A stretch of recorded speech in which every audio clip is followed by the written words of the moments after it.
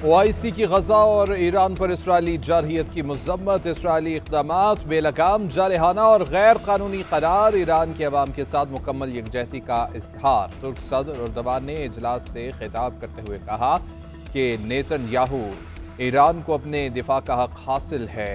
मजीद कहा कि इसराइल दहशतगर्द रियासत है, इसने कत्लेआम और नस्लकुशी की पॉलिसी को जारी रखा है। गजा में बच्चों समेत हज़ारों अफराद को शहीद किया गया। तमाम मुस्लिम ममालिक का मकसद क़िबला अव्वल का तहफ़्फ़ुज़ है। ईरान, शाम और यमन में इसराइली जारहियत को रोकने के लिए मज़ीद यकजहती दिखाना होगी। मसला फ़लस्तीन का दो रियासती हल होना चाहिए। इसराइल ख़ित्ते के अमन में सबसे बड़ी रुकावट है। आलमी बिरादरी इसराइली जारहियत रुकवाने में किरदार अदा करे।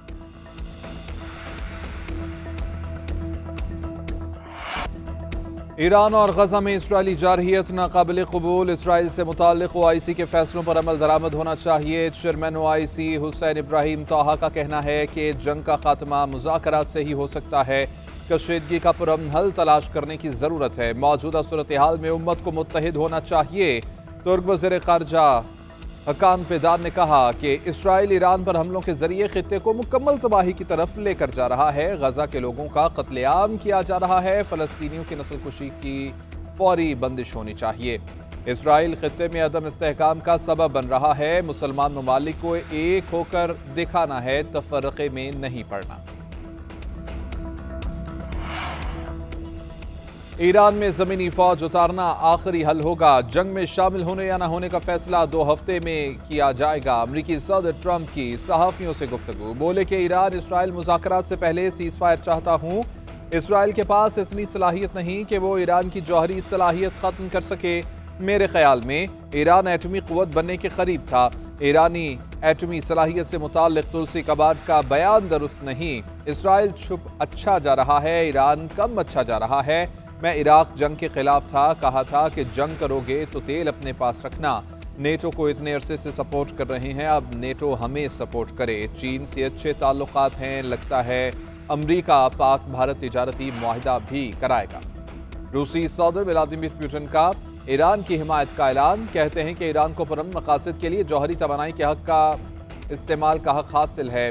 रूस ईरान को दरकार ताउन फराहम करने के लिए तैयार है। ईरान और इसराइल दोनों को मुज़ाकरात में लचक दिखानी चाहिए। इसराइल को मुतअद्दिद बार कह चुके हैं कि ईरान के जौहरी हथियारों के हुसूल के शवाहिद नहीं हैं।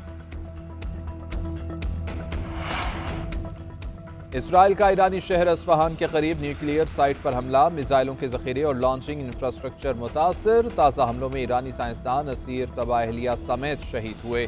इसराइली फौज का अल-कुद्स फोर्स के असलहा मुंतकिल यूनिट के सरबराह बहनाम शहरियारी को भी शहीद करने का दावा। पासदारान इनक़िलाब एयर फोर्सेस के कमांडर अमीनपुर जौदा की शहादत की इत्तला। लंजाद, मुबारका, शहरेजा को भी निशाना बनाया गया। खुज़िस्तान में मुतअद्दिद धमाके, 4 शहरी शहीद। गेलान के इलाके रेस्ट इंडस्ट्रियल सिटी में भी धमाकों की आवाज़ें। इसराइली वज़ीर दिफा के मुताबिक ईरानी सिक्योरिटी मरकज़ और मिसाइल बनाने वाली तनसीबात तबाह की गई। उधर इराक ने ईरान पर हमले के लिए अपनी सरजमीन इस्तेमाल करने से रोक दिया।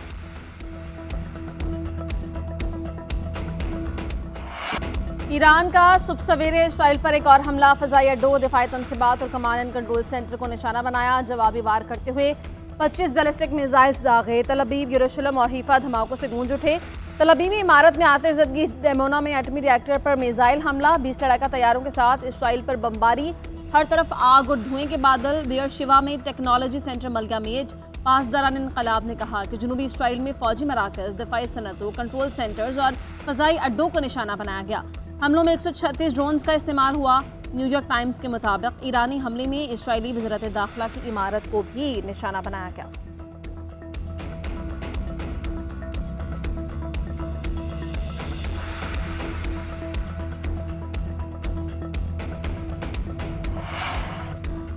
जनीवा में वज़राए ख़ारिजा का इजलास में नतीजा खत्म। ईरान का इसराइली हमले रुकने तक जौहरी मुज़ाकरात पर बात न करने का ऐलान। अब्बास इराक़ची कहते हैं कि ईरान की दिफाई सलाहियतों पर मुज़ाकरात नहीं होंगे। ईरान अपने दिफा का जायज़ हक़ इस्तेमाल करता रहेगा।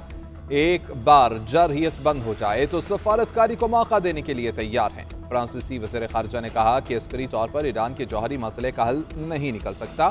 मुज़ाकरात पर राज़ी करने की कोशिशें जारी रहनी चाहिए। जर्मन वज़ीर ख़ारिजा का कहना था कि कशीदगी बढ़ने से रोकने के लिए मुज़ाकरात बहुत ज़रूरी हैं। यूरोपीय कमीशन की नायब सदर का ये कहना था कि खित्ते में कशीदगी किसी के मफाद में नहीं है। बरतानवी वज़ीर ख़ारिजा डेविड लेमी ने कहा कि ईरान जौहरी हथियार नहीं बना सका, मुज़ाकरात के लिए गुफ्तगू जारी रखनी चाहिए। बानी PTI के खिलाफ तक इज्जत का दावा। वज़ीर आज़म शहबाज शरीफ जरह के लिए सेशन कोर्ट लाहौर में वीडियो लिंक पर पेश। बानी के वकील ने सवाल किया कि बयान हल्फी में जिक्र नहीं कि आपको ओथ कमिश्नर के सामने किसने शनाख्त किया।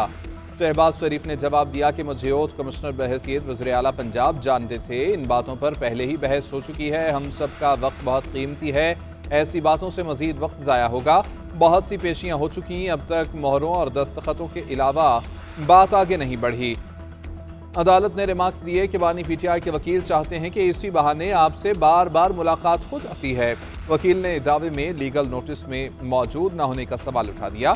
शहबाज शरीफ ने नोटिस पेश करने के लिए मजीद मोहलत मांग दी। मजीद समाअत 23 जून तक मुलतवी। सेनेट ने कायमा कमेटी बराए खजाना की बजट सिफारिशात मंजूर कर ली। तजावीज़ की मंजूरी कसरत राय से दी गई। वज़ीर खजाना मोहम्मद औरंगज़ेब ने कहा कि पिछले माली साल में कोई मिनी बजट नहीं लाए, माली नज़्म में रहे, खसारे में कमी लाए और ज़र मुबादला बढ़ाया। तनख्वाहदार तबके पर टैक्सेस में कमी की गई। दरामदशुदा सोलर पैनल्स की पुर्जाजात पर सेल्स टैक्स 18% से कम करके 10% किया। तमाम मुश्किलात के बावजूद अवाम की सहूलियात के लिए इक़दाम किए। शिबली फराज का फाइनेंस कमेटी की जानिब से पेश करदा बजट तजावीज़ पर एतराज़। कहा, सेनेट की फाइनेंस कमेटी ने हमारे साथ तजावीज़ शेयर नहीं की। होना तो ये चाहिए था कि खजाना कमेटी अपोजिशन के पास होती। जब तजावीज़ शेयर नहीं करेंगे तो हम कैसे उन्हें तस्लीम करेंगे।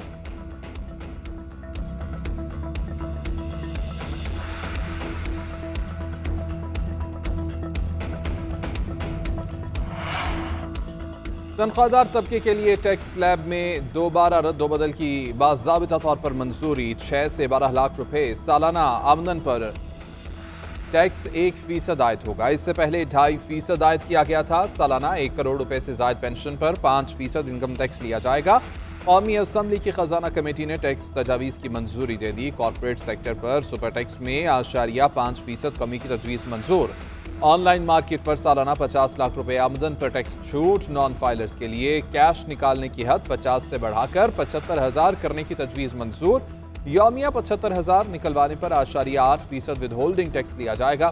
चेयरमैन FPR ने कहा कि कमेटी ने 1% टैक्स की मंजूरी दी थी। दरख्वास्त है कि इस शरह को 1% कर दिया जाए। नवीद खबर ने कहा कि अवाम पर टैक्सेस का बोझ बढ़ाने की तजवीज़ मंजूर नहीं कर सकते।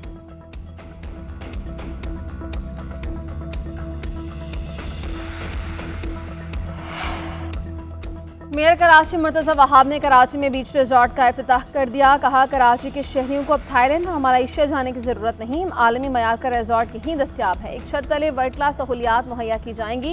ये सिर्फ इब्तदा है, अवाम ने सपोर्ट किया तो मजीद आगे बढ़ेंगे। अगला रिजॉर्ट मलीद और इब्राहिम हैदरी में कायम किया जाएगा। शहरियों को सस्ती तफरीह के साथ रोजगार भी फराहम किया जाएगा। शहर के मुस्बत तस्वीर पेश करना हमारा हदफ है।